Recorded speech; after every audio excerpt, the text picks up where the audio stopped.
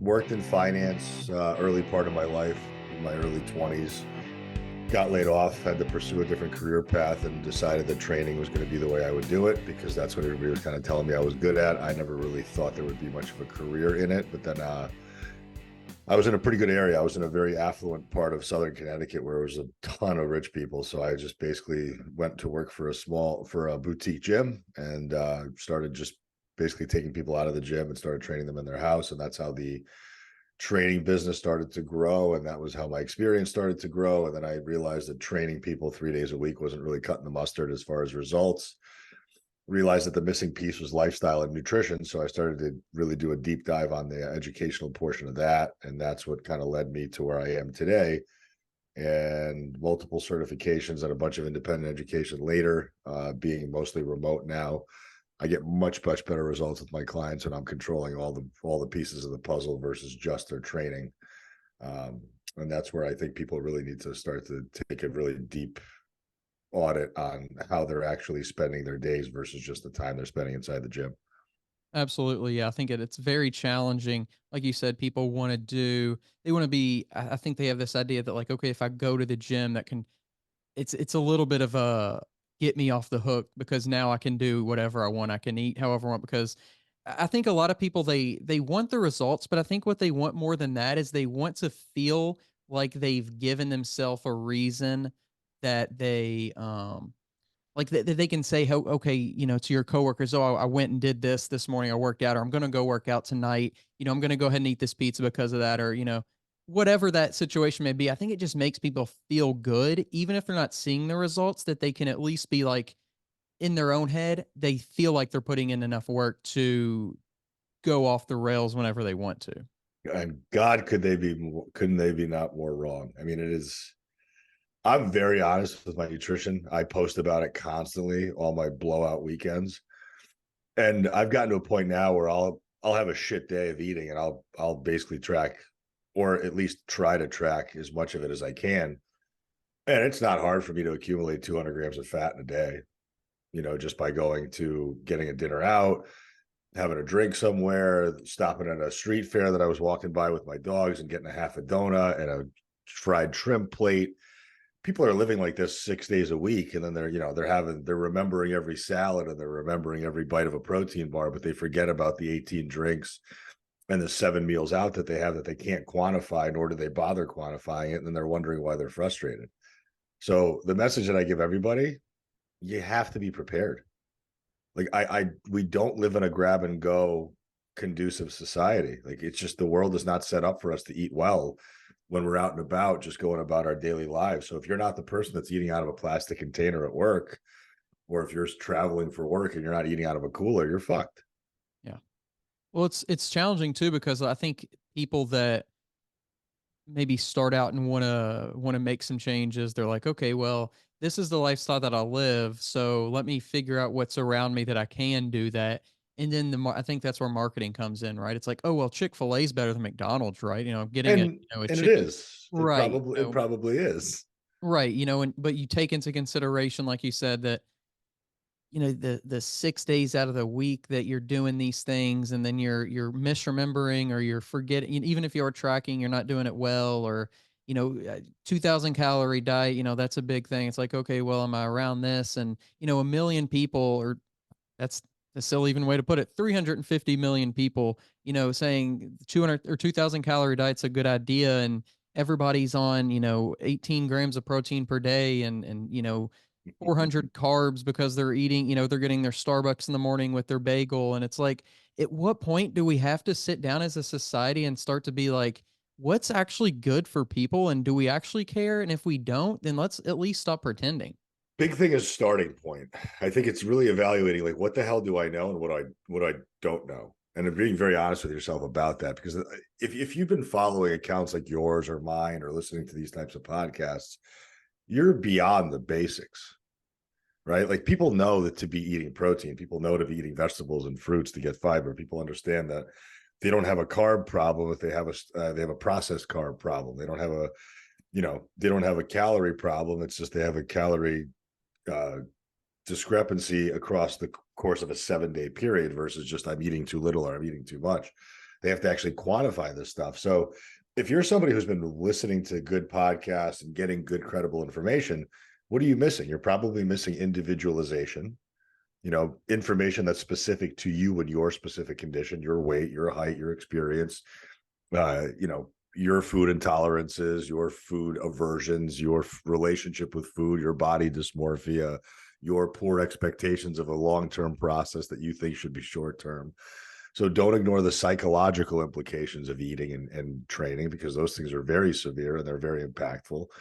So, it's so hard to give blanket good advice on Instagram. And then you get the shit beat out of you for it, because somebody's going to come after you for something you say because it triggered them and they're not happy about it.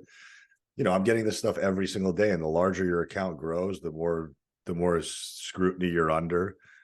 So there's a lot of pressure for us as content creators and coaches, because I hate even using the phrase content creator, because I'm a coach. I'm just putting out content as a way to try to funnel people to my coaching.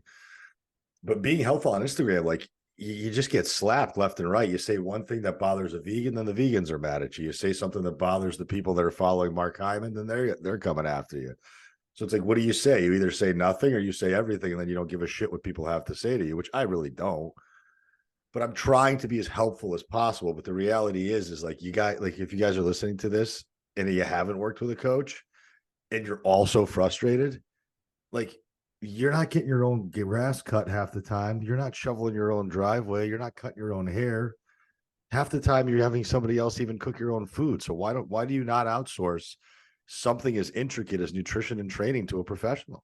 Yeah. Especially when it's the person that thinks about it. It's the person that's been thinking about it and trying it and failing at it and restarting. But it's also interesting to see that now the saturation of the market leading to, people doing it for, $50 a month. Okay, well, I'm going to hire this person because they're at $100 a month versus this person at 400, or 400 versus 800. Are you a personal trainer, online fitness coach, or gym owner on the verge of burnout? Are you wanting to grow your fitness business but can't add more hours to your hectic schedule? Introducing Trainer Revenue Multiplier, the premier wealth creation system for fitness professionals that helps you earn more and work less. Visit www.trainerrevenuemultiplier.com today to schedule your free business accelerator session. If you're serious about taking your business to the next level, schedule your call today. Yeah, I mean, I tend to lean on I personally can do a lot for very little. Like, the most expensive thing I have is one-on-one. I don't even think that breaks $450 a month. I mean, I've seen some one-on-one programs where it's like email only check-ins, no training whatsoever, and these things like north of like $800 a month, because they're doing functional medicine, which is, by the way, bullshit. It's a 2-week fucking course that you can get online. So like, this idea that like your hormones are broken and your stomach is broken and you can't digest anything and you have all these intolerances, maybe for a tiny subset of the population, sure, but 99 out of 100 times you're just not doing the basic shit consistently enough, and then your expectations are just very mismanaged.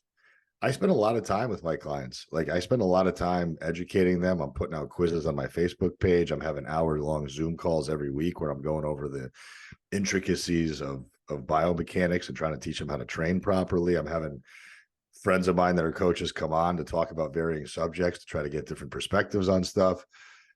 Your coach has to go the extra mile, no matter if he's getting paid or she's getting paid $100 a month or $600 a month. That's our job. Our job is to be of service to our clientele base, to our audience, to anybody. If we chose to have this as a career path, we essentially became a servant. And I mean, to the point where I'm talking, I love this stuff. Like, this is my life, man. Like, this is not a fucking side gig for me. This puts food on my table. This feeds my dogs. This keeps me in Southern California at a $34.50 a month rent. I take my job seriously. And there's coaches out there that are doing this shit for clout. They're doing it for affiliate codes. They're doing it for attention. Get the fuck out of my industry. Like, that's you guys are the ones that are ruining this business for me, and the ones who are serious about it, because you're the ones who are leading clients astray, screwing them up, destroying their relationship with food, not teaching them anything, and then leaving them in the dust. And then they have a bad idea of coaching because they found the wrong one. But it's hard to get people to come and listen to a reasonable message with all the bullshit that's out there. And that's the battle that we're all collectively fighting. And that's what I'm really trying to do as, almost as an individual in this business, is I'm trying to illuminate the great coaches out there and put them into the light. And I'm trying to go against the influencers because they're bothering the shit out of me and they're ruining our space. Are there certain things that you try, like specifically do and do not do these things as a coach to kind of put the wrong kind of vibes out there as the person that you don't want to be, that coach that you're talking about? I don't post transformation pictures because without context, what does it matter? I don't constantly talk about my clients on my social media page because that's their journey and they don't need to be showcased constantly unless they want me to be. I don't really talk about myself or show myself very often. Every once in a while in my stories, you'll get a shirtless picture of me. If I'm feeling like shit or if I'm feeling good, I'll talk about like the psychology behind what the mirror is showing me. I'll talk about food consumption because I want people to understand how fast you can accumulate 4,000 calories. But if you look at my page, it's textiles, which I'm trying to provoke thought, or it's some 20 or 30-minute clip of me talking about why the egg has more fat than it does protein, or why you should be prepping, or why you should be training to failure, or what does it mean to work your lats versus your rhomboids. It's getting to a point now where like none of this shit's changed. Like human physiology hasn't changed in thousands of years. Biomechanics hasn't changed in 100. The shit that they knew in 1960 is the same shit we know today. There's nothing has changed. Our environment is grossly different, right? Our interaction and reliance on technology is higher.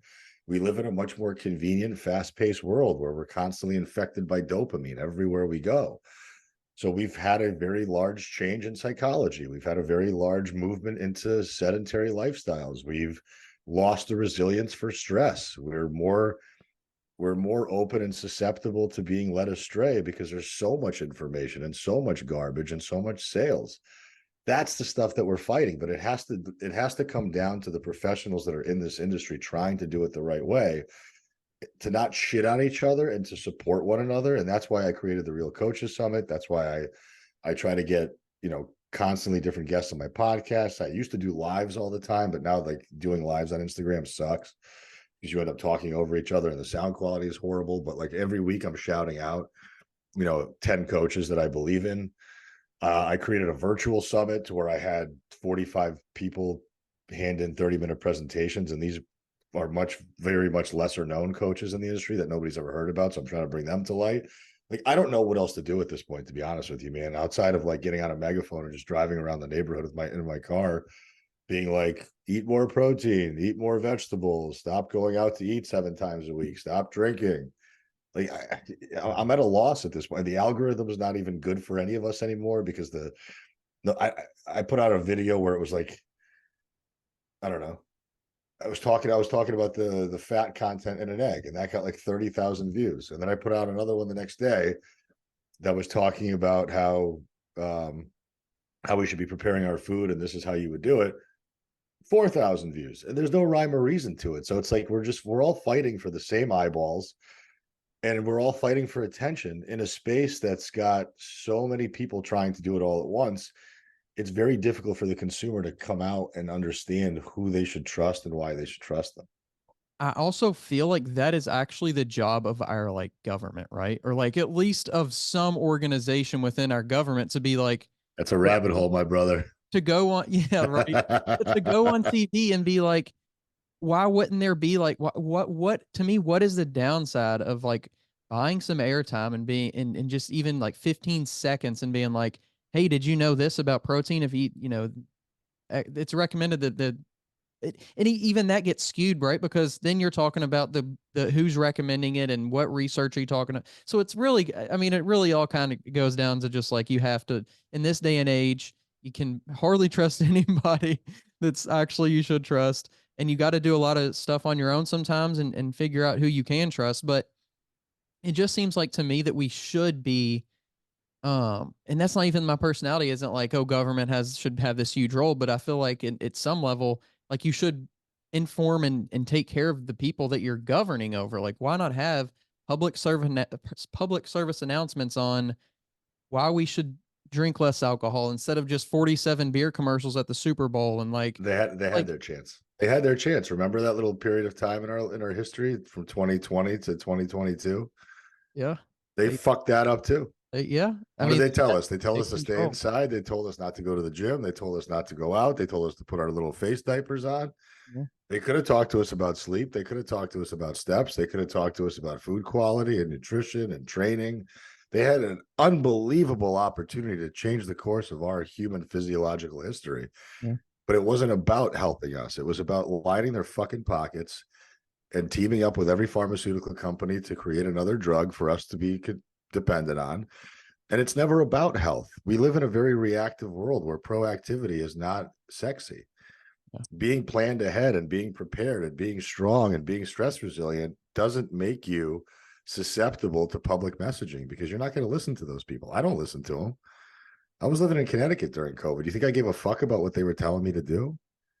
I was the one getting yelled at constantly. And then meanwhile, I'm getting yelled at by people that are sitting in their car with a mask on, pulling the mask down to smoke a cigarette while they're locked in their own car. Right? I'm getting yelled at by some dude who's walking around the grocery store with a fucking cart full of chips and soda because my mask was down over my, underneath my nose and not over it. I'm like, what are you talking about? You're 350 pounds overweight. You're not dying because of COVID. You're dying because of other related symptoms that you're dealing with because you were an unhealthy individual. Were there some outliers? Sure. And I don't want to make this about conspiracy theories or who was right and who was wrong and follow the science and follow the money and blah, blah, blah. Because that's all, I mean, we could spend 5 hours talking about this stuff. And I don't know enough about it to really care. But I also know that I'm not going to worry about what the fuck other people are doing. Like, I'm not going to let a massive institution like the US government tell me how to live my life, what to eat, how to sleep, where to go, because they're not the authority figure on that. Our health department doesn't. The FDA allows 15 to 25% discrepancy on nutrition labels, for God's sakes. Like, nothing is set up for us to win. So if we don't take a personal vested interest in our health and wellness, if we don't surround ourselves with the right types of environments, the right types of people, the right types of information, then it's our responsibility then to deal with the consequences. And I tell all my clients that I don't care what you do, and I don't really give a shit if you lose weight ever. What I do care about is if we can start to get the roadblocks out of your way so that at some point, when you're finally ready to get out of your own way, you don't have any of these problems in front of you. And you're armed with all of the information you would ever need to succeed. Remember, I mean, listen, I'm almost 40 years old. I'll be 40 in February. The way I learned how to lift weights was by buying every single muscle magazine that was available to me and going to the library and finding books. Like, that's how we learned. But we took a proactive interest in it. Like, we didn't just sit back and walk into the gym and be like, okay, like, what does the social media influencer say? We didn't have social media influencers in 2003. We had magazines. We had Arnold Encyclopedia. We had Muscle and Fitness. We had Men's Health. We had all that shit. And we just have started to like disseminate that information and apply it to us incorrectly for years. And now we have people that are so terrified to make any type of decision that's not perfect. They're just standing there waiting for the right answer. There is no right answer. The human biology and physiology is so specifically individual that you can take 5 different women who all weigh 150 pounds, who are all 5'5", who are all 40 years old, and you feed them the same exact diet, and you have them on the same exact training program, and you'll have 5 different outcomes. And what PubMed's not going to explain that. Right. Alan Aragon can't explain that. Lane Norton can't explain that. Nobody can explain it. So who gives a shit?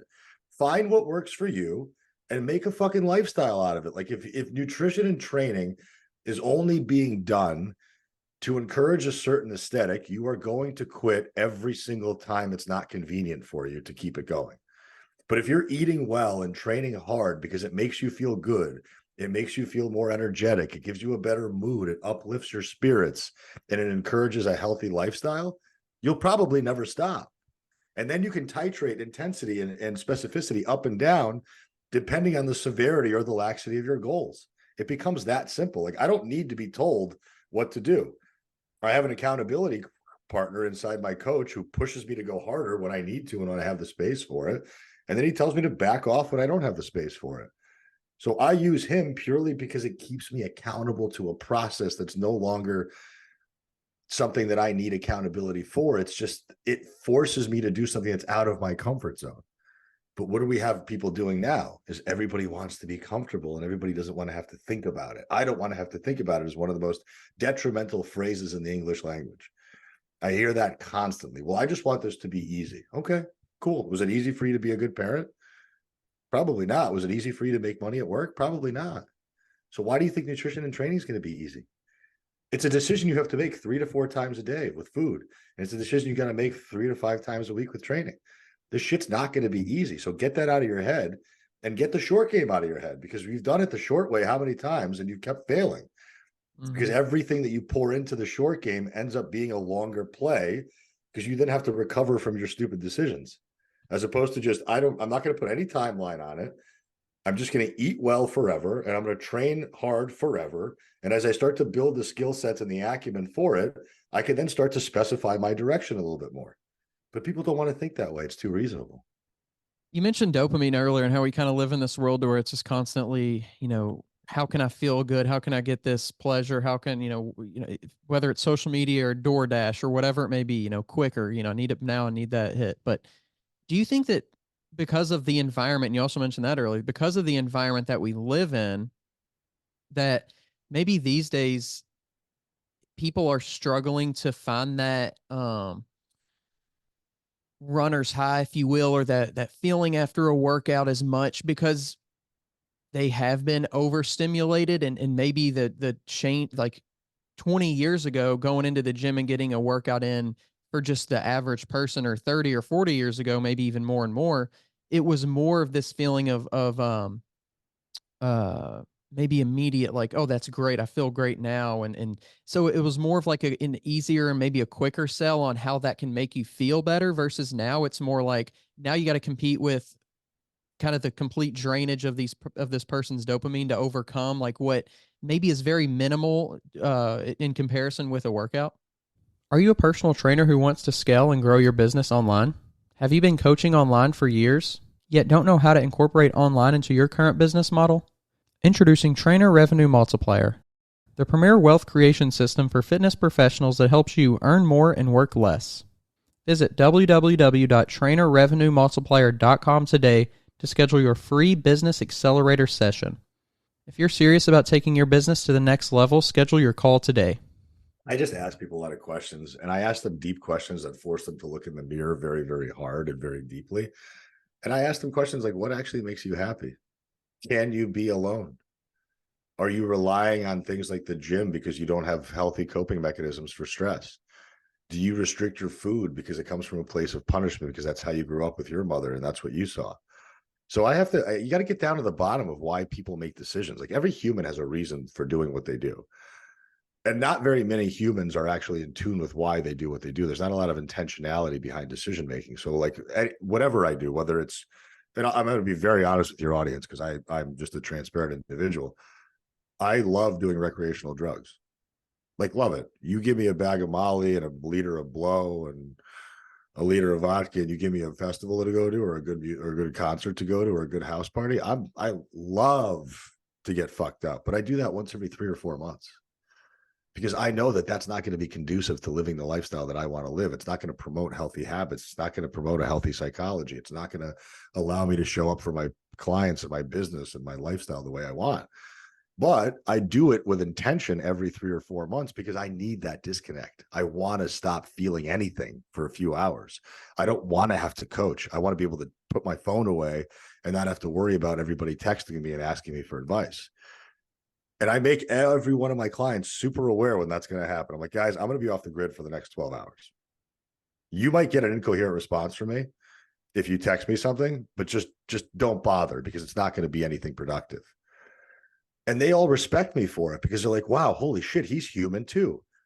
He eats desserts sometimes and fucks up and doesn't go to the gym and isn't always happy with his physique. Like, I have all the same problems that all my clients do. I've just had 25 years of practice to create a better environment for myself, to have a better relationship with food, to have no emotional connection to my physique. I wouldn't say no, but much, much less than most people, right? Most people are living and dying by the number on the scale or what they see in the mirror. But I'm like, if I do the work, I'm going to get the result eventually. And the more result I want, the more work I have to do. It becomes that simple.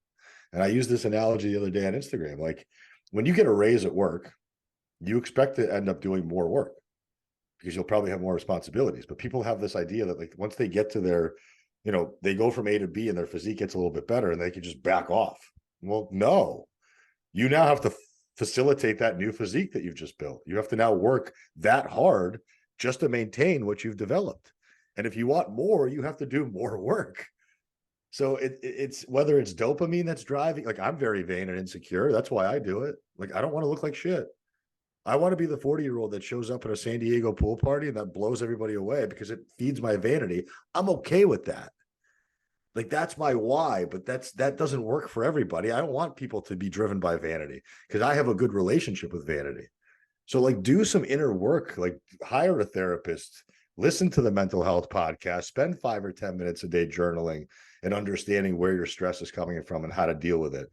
And stop thinking that you have a calorie or a macro or a workout problem. You have a psychology issue. Do you Right. feel like that we're almost disconnected with vanity in such a way that it's a shameful thing? And can we get back to that of like being okay with having an ego in some ways? I think we've lowered the bar for humanity in general, for sure. I mean, complacency is at an all-time high. It's not hard to see that. There's no pride in what people do anymore. Like the way that I was taught, and I grew up differently again, so I can't really use myself as an example because it's not fair. But like I made sandwiches in my 30s for 14 bucks an hour. That was the only job I can get, and I needed the money. So here I was at like 27 years old making 130 grand a year, and then by 32 I was back to making 14 bucks an hour making sandwiches because I couldn't hack it at a sales job. But I was the best fucking person at that deli. I showed up early, I left late, I learned everything there was to know. I was going to be the best at my job because there was pride. Like if I was going to do something that made me money, I was going to try to be the best at it because who knows, maybe I get another opportunity. Maybe some guy from Wall Street walks in and sees my passion and sees how hard I'm working. He's like, you know what? I like that fucking kid. I'm going to give him a job.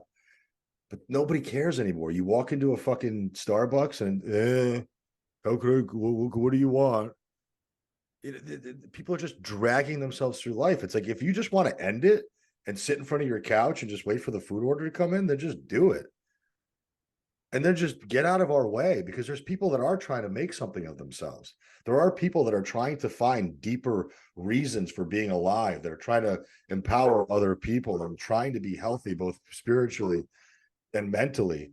But then there's some people that are just like, I'm cool with being cool. All right. And those aren't the people that I'm speaking to. Like, I don't like if that's who you are, great. Like all the power to you. I wish I was that aloof. I wish I didn't give a fuck to that extent. Like my life would be so much easier.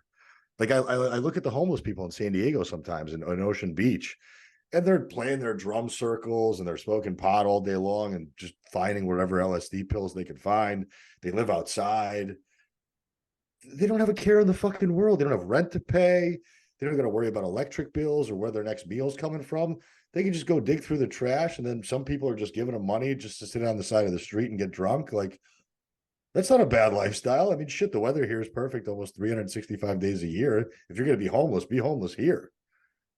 But I mean, I just wonder where people's passion for life has gone. Like there's sometimes where I've challenged some of my clients. They'll get on the phone with me. I'll just start to hear the tone of their voice. And I'm like, are you okay? And they're like, what do you mean? I'm like, I'm listening to you speak and you sound like you want to kill yourself. Like, what's wrong? Are you okay? And they're like, no, I'm fine. I'm like, you sound awful. You sound like somebody I would never want to be around. Can you imagine what you sound like to your family, to your coworkers, to your friends? That's what you sound like. Is that the energy that you want to bring into this world? So for me, I always challenge people like a physique means that you've cared enough about something to show up for yourself. The way that you eat means that you care about yourself. It's easy to fall into these habits of just despair and life is so hard and everybody's out to get me. It's much more difficult to take life by the balls, hire the therapist, hire the coach, spend the money, spend the time, spend the energy, and get fucking better at something. I just had this thought that like, what kind of along the lines of what you said, that knowledge is a burden. And I think that so many people now are kind of burdened by like what you're talking about of like everyone's out to get me. No one can, the government doesn't care. Corporations don't care. Like we have um, pollution in our water, air, and soil. And, like, how do we overcome all these big problems of the wars that are out there and everything. And now it's even bigger, like with just on the home front of like, throwing it back a couple of years of, you have COVID and you have the huge racism thing that's going on and all these different things. Like, it's just people are like overpowered by so much bad. It feels like, and you mentioned that they're like, that they're just willing to be like, you know what, whatever happens, happens. I don't really care anymore.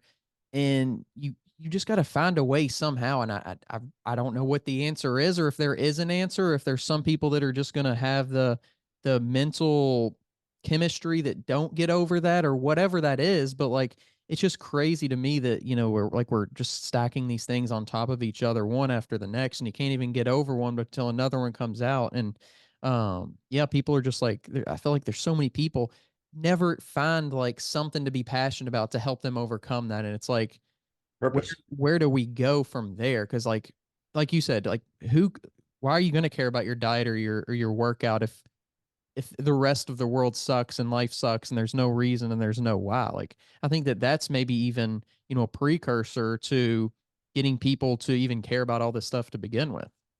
Nature and nurture, right? Like it's how you grew up. It's what you saw. It's the environment you were surrounded by. It's so multifactorial. Like I was so fortunate to have grown up, you know, poor with immigrant parents that worked 3 jobs apiece.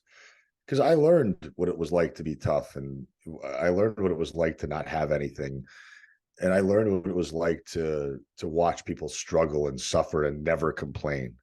So I got lucky. Like people would look at that and be like, "Oh, I'm so sorry. Your life was so hard." It's like, don't fucking apologize. That's great. It made me who I am today. I would not be the person that I am today.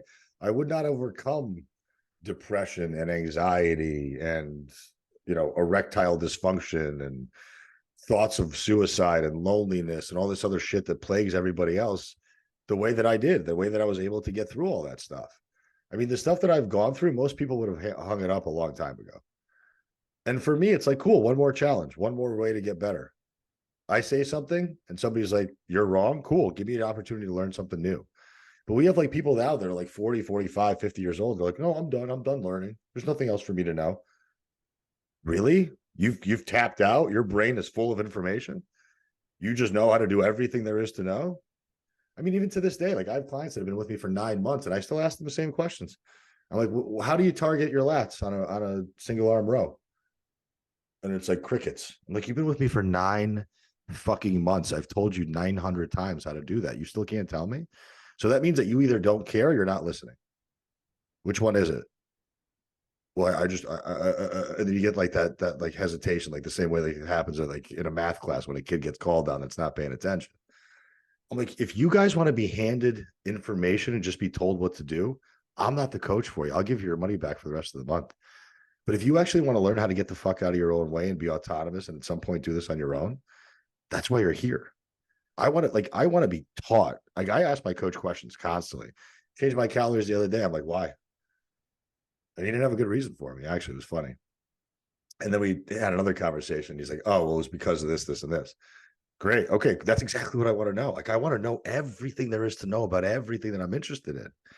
But again, man, it's hard. It's like we're encouraging this like level of stagnation, and you don't get rewarded for hard work anymore. Like it's almost like now it's like, well, that's not good. That's grind culture. That's bad for you. Or like entrepreneurs are supposed to have boundaries and you're not supposed to answer your phone after a certain time and you're supposed to protect your energy. It's like, no, you're working and people hired you and they're depending on you. So if it means that they're texting you on a Saturday night, you better fucking answer them within 5 minutes or else they should have gone somewhere else. That's why I'm here. Like I'm here to help the people that are paying for me to help them, whether it's 9 o'clock on a Friday night or it's 4 o'clock in the morning on Sunday. And I'm waking up to 30 text messages. I can't get upset about that because that's the job that I chose. But we still have a lot of people that are bitching about decisions that they've made for themselves and they're not happy with. Oh, well, your consequence now. I think there's a lot of coaches who want to be a coach, but they also want to see it as a side hustle. They want to see it as like like an automated job. You know, it's AI, it's apps, it's all this other. And don't get me wrong, man, I'm tempted by it. Like, you don't think I want to make $5,000 a month doing nothing? Like, honestly, like people are like, oh, well, like, you know, you should do this, this, and this. I'm like, yeah, you're right, I should. But it's hard for me to go in that direction because I have integrity. Like, I'm actually on the verge. Like, this week, I might actually do it, of launching a do-it-yourself product. $99 a month. You get a Zoom call when you start, and you get a Zoom call once a month for tune-ups if you need it. But you get 8 weeks of programming. You got multiple visual resources inside of a Google Drive folder, multiple documents to read about how to train, a do-it-yourself, figure out your own nutrition cheat sheet, and that's it. It's better than what you don't have. It's coming from me, so you know it's legit. I'll be there kind of to support you, but you're not getting my cell phone number. I'm not going to be responding to text at 7 in the morning from you. You're not allowed to ask me any fucking questions. But again, for somebody who doesn't have a plan or doesn't want to spend money on coaching, the expectation is get this figured out the best you can and either get into coaching because that's it, you've tapped out your results, or don't expect many results out of it in the first place because there's nobody supporting you or keeping you accountable. Mm-hmm. But that's like, at the end of the day, like, that's going to be my preface to people when before they buy that product from me, I'm going to tell them results are not guaranteed and you probably won't do well with this, but it's still better than what you don't have, right? It's either you have no plan and no direction and no guidance, or you have this and it's going to cost you something because it cost me something. So I'm not just going to give it. I mean, I give so much of myself, my time, my energy, the amount of DMs I answer, the amount of phone calls I get on for free. I don't feel bad. I've built up a bank of good grace at this point. So if I'm going to ask you for $99 a month, which is fucking nothing, to pay for a program that might at least start heading you in the right direction, teaching you how to train and giving you at least the resources that you might need, I don't feel bad about that. But it's taken me 5 years to get to this point. Like, I got coaches that are like, how'd you do it? I'm like, I just fucking worked and I fucked up constantly and I did it the wrong way and I charged too much or charged too little or didn't have a system in place or didn't know how to get back to people or didn't have this or that. I figured it all out. I just do it the sloppy old school way of just start doing it, see how it works out. But now there's like coaches are like, I don't understand. I'm not making 10 grand a month. Why the fuck would you? You're not doing anything yet.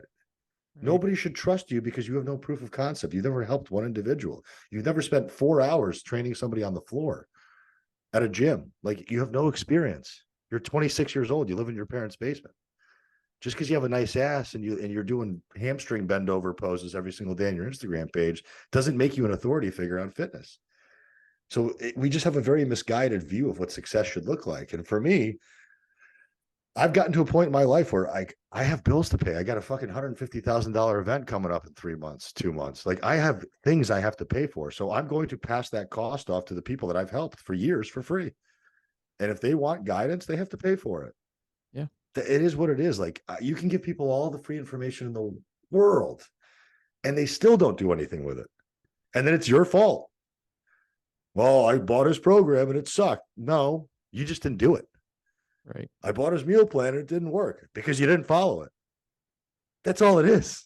They want to feel like they've covered their bases. They want to feel like I can, pat myself on the back and sleep good at night because I'm trying my best. And instead of actually doing it. But are they? Like, I hate that phrase. I'm doing my best. Right. No, yeah. Really? Are you really doing your best? Right. I didn't do my best over this weekend, but I was honest about it.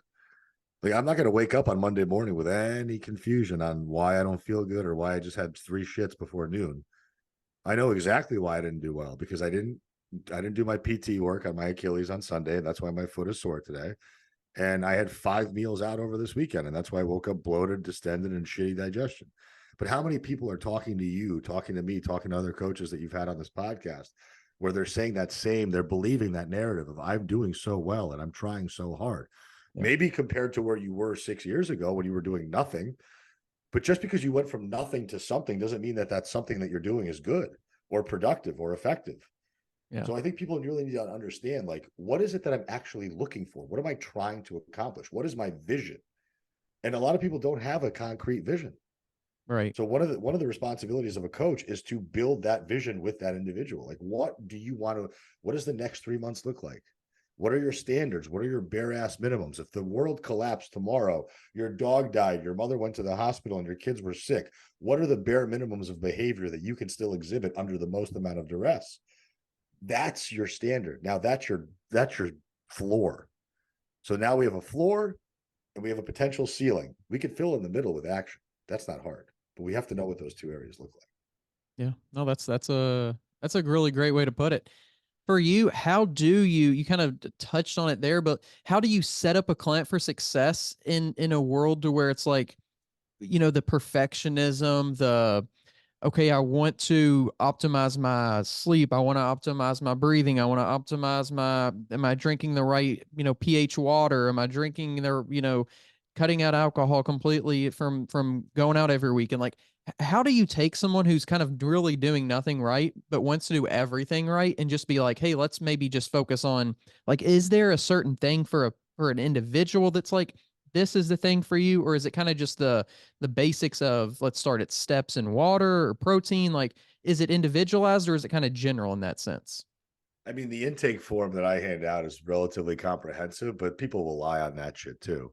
And it's not that they're proactively lying to you. It's just that human beings are very, very good at believing the things that they constantly say over and over in their head. And it doesn't make you a pathological liar. It just makes you a human being. Like there's things that I've lived with in my life and scenarios that I've created in my head that I actually believe to be true that aren't true whatsoever. Like I'll tell stories about my early childhood. I don't remember my early childhood, but they were passed down to me from my parents. So I took them secondhand. I put a spin on them, and now that's my reality. But how many people are living that same false reality every single day? I eat pretty well. I train pretty often or pretty hard. I just don't understand why none of this is working versus I actually don't have any idea how much I'm eating. I don't really know what I'm doing in the gym because I just go to Orange Theory 5 times a week and get yelled at by somebody who doesn't know what they're doing. So it's like where are the gaps? Where are the gaps? We have to find out what you're good at. Cool, we can push that off to the side. We don't have to worry about that. Like I have a woman that I'm working with right now who constantly talks to me about training. I'm like, you don't have a training problem. You train 4 days a week without a problem ever, and your training is fine. Is it amazing? No, but is it fine? It's fine. You suck at prepping food. You suck at not controlling your nutrition. You don't eat consistently 4 meals a day or 3 meals a day. You're all over the place on the map when it comes to nutrition. Let's focus most of your energy on the thing that you're not good at. So it's getting clients to tell you their story as comprehensively and as bullshit free as possible so you could find those little holes in what they're doing or what they're not doing and then fill those holes strategically to where you're not overburdening or overwhelming them with too many tasks at one time because we know that's going to fall apart, but just telling them, hey, listen, for the next 3 or 4 weeks, this is all we're working on. The other stuff is already kind of on autopilot. That's part of your life. I'm not worried about it. Let's not even think about it. But we are going to worry about X, Y, and Z. We're going to worry about maybe steps because you're just too sedentary throughout the day and you'll never be able to outwork sedentary lifestyle. We're going to worry about food preparation, getting to the grocery store 2 or 3 times. And we're just going to worry about not ordering out too much on the weekends. Cool. Is that a standard that I can hold you to? Do you agree to that standard? Because you have to let them agree to it. Because if you just throw it at them, like do this, okay, that's what my coach told me to do. Are you prepared to do that? Are you willing to do that? Are you capable of doing that? So I want to know that you're willing and capable. And if you're willing and capable, we're on the same page. Let's work on that. This podcast is sponsored by Smoking Gun Coffee, a veteran-owned coffee company that strives to give back to those in need. Don't forget to use code TWR10 for a 10% discount at checkout. As a coach, do you ever think about like, because you mentioned that you want to like educate these people, you want to maybe eventually send them on their way. Hey, I've educated you. Let's get you out the door now. There's no reason to pay, X amount if you can do it. And maybe if you want somebody to hold you accountable, we can, figure something else out. But like as a coach, have you ever thought about or ever heard anything about like almost like a lifetime client in regards to not necessarily them being a standard client, but hey, let's figure out what's going because the body's always changing and adapting, right? And you as a 20-year-old's different than you as a 30-year-old and a 40 and a 50. I mean, I don't know if that's something that's out there or something that's been thought about, but I mean, is there any kind of benefit to being like, okay, I kind of got things under control as a person, and then I'm going to go back to this person maybe in 5 years and just kind of like you would a doctor, like a checkup in a way. I mean, hopefully it's not every 5 years for a doctor, but kind of almost like a coaching checkup in a way. Yeah, no, I think there's merit to that. There's definitely been some models out there that have worked. I mean, I basically just, everybody stays on file. I have their emails. I mean, everybody knows they have an open door policy with me. So, like, let's say you're a former client of mine and you have a question, like, I'm never going to tell people, like, don't hit me up. Like, the door is always open. If you need something from me, let me know. If it starts to get to a place where, like, you're asking me 45 minutes worth of questions every day, yeah, I mean, at some point, like, reciprocate for my time a little bit. But if it's like, hey, like, I've been doing this, this, and this, what do you think? Well, sure, shoot it to me. Shoot me some videos. You want to see? You want me to critique your form? I'll critique your form. You want me to critique your food log? I'll do that. I get no problem with that. And I think the idea of having a lifetime relationship built in, whether it's paid for or whether it's free, I think it's absolutely the way. But what I find is, unfortunately, when people leave coaching or they leave a coach, they typically don't come back, because usually if they've left a coach, it's not because they've graduated. It's because they've perceivably failed, right? Or it didn't work out. Like, very often, like, most of the people that have results stay with me. They just stay with me because I don't charge that much money. Like, most people can afford 195 to 275 a month. It's not that tough of a nut to crack. So I'll have people that stay with. I mean, I have clients that have been with me for 4 or 5 years. Like, and some of them are doing great. We go through some ups and downs together. Some have lost weight, some have regained weight, but their experience with me is always positive because they know they have somebody to talk to. They have an ear, they have a shoulder, they have some level of troubleshooting capability should they need it. But at the end of the day, they are all now finally programmed and convinced to know that the work is always going to fall back on them. I'm always going to push everything back on you as an individual to act in accordance to what you want. So I think the idea of having a lifetime membership or having some type of a program to where, like, people can get tune-ups here and there, sure. I mean, shit, I would have no problem charging somebody, I don't know, for $20 a month for, $240 a year, or pay me a flat 250 for the year, and you have access to me as like a consigliere whenever you want it. I have a guy right now who pays me $150 a month. He hasn't done shit. I even reached out to him the other day. I said, your next payment's coming due. I feel bad even charging you because you haven't reached out to me in 6 months. Can I just cancel it and then you can come back to me when you're ready? He's like, no, just keep charging me for it because I feel bad because I do ask you questions every once in a while. He's got plenty of money. He can afford it. So, okay. Again, like, I'm not going to fight you on. I used to be like, oh my God, like, I'm not doing my job. But now it's like, if I'm giving them the option to not pay me, but they still want to pay me, like, okay, I get, again, rent's $34.50 a month, baby. I got to pay it, man. I think a lot of coaches should implement some type of a very low cost offering to where they give people some, like, I don't think it's problematic. I mean, I used to do free group Zoom calls all the time. So let's say I was charging just some person on Instagram who's been following me for a while, like, hey, jump on a monthly Zoom call for $5, pay $5, get an access to a Zoom call, and you can literally pick my brain for as long as you want. That would be fun for me. I love answering questions. So, like, for me, like, if more coaches did that and that was like an option, that's great. Yeah. Like, I would have no problem doing that. And if anybody gets that idea and runs with it, please. Like, I think we should all be doing that. Yeah, get creative. I mean, don't box yourself into this is what a coach does. Figure out ways to kind of have different streams, offer different services. There's people that are willing to pay different prices for different things. I mean, you mentioned the 99.99 thing. It's like, okay, yeah, some people that would be their literal perfect thing. That would be what they want. They can go and they're very highly self-motivated. They can do it Yep. on their own, but they just needed the push or they needed something.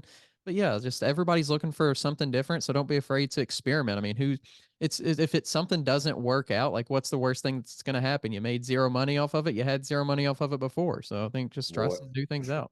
Exactly. And people have spent dumber money on stupider shit. I mean, Lord knows where I've spent my money, and I'm like, geez, I've got no value out of that at all. But, like, yeah, I mean, I think we need to drop the paywalls a little bit. I think as coaches, like, we can't monetize every single thing that we do. I think we have to give away a lot of good grace and a lot of good information for free to earn the right and the trust to charge somebody. And I also think the clients need to be more responsible about what they're paying for and who they're vetting as professionals. raise the standard for what the expectations are, have more open communication, be willing and able to work and do the work, and know that when you're signing up for a coach, that you're not just signing up for a protocol handed to you. You're actually signing up to be in a relationship with somebody, and take that relationship seriously, and know that if it's too much for you to handle and it's too much on your plate, then maybe this isn't the time for it. Manage your expectations properly. These are all conversations that that should be falling on the individual, whether that's coach or client, to be having these types of conversations. And I think that's what our industry is missing, is that human connection. Like apps and AI and the perfect thing doesn't exist, but what does exist and what can be leveraged is how we communicate with each other. Yeah, man, I really appreciate you coming on. It was great getting to chat with you. I really enjoyed our conversation. Thanks, man. I'm always gonna be grateful for any opportunity that I get to speak to the masses, or speak to one person, or speak to 1,000 people. It doesn't matter to me. But if there's any coaches listening to this, please understand that your responsibility is to leave this industry better than you found it. Like, I really do want to challenge you to that. And if you're a client or an end user of information listening to this, understand that you also have skin in the game. And it doesn't just have to be about your aesthetics. You have to want to do this for the rest of your life, because it's important to you, just as important as your kids and your job is. And finally, what I want to say is also, if you're looking to be part of a like-minded community, if you want to finally realize that you're not the only crazy person who cares about this stuff, and you want to learn more and you want to develop yourself, the conference that I'm hosting in March, that's my baby right now. That's the thing I'm really trying to nurture and get people to come to. Because again, it's a very expensive ordeal for me to put on, and I make no money off of it. I'm just trying not to lose money on it like I did this past year. So the Real Coaches Summit in Vegas in March 10th through the 13th. Tickets are available right now. I think we've got 215 attendees already confirmed. I'm hoping for about 250, 260. It's a unbelievable situation, to where you can really be put in front of some really amazing, smart professionals who've been doing this stuff for a long time. A myriad of different topics are going to be covered across mindset, nutrition, training, business. All meals and all happy hours are included in your ticket price. So that's one of a kind, because that's not really very common in our industry. Hotel rooms on site at the hotel are very inexpensive. So it's just a really cool thing. And because I've gone to so many events and they've sucked, I've basically created the event that doesn't suck. I'm not going to toot my own horn. Come and check it out for yourself, and you'll realize what I'm talking about. But anybody listening, realcoachessummit2023.com is the website. And if you need any more information on it, you can just go to my Instagram page, 4 Weeks to the Beach. The number is 4 and 2. I answer every single DM. And if you ever just need help on anything, if you want somebody to listen to something that you got going on, happy to help. If you're tired of searching for a coach or trainer, somebody who knows what they're talking about and has experience, make sure you go check out the new Coach's Corner on weightroompodcast.com.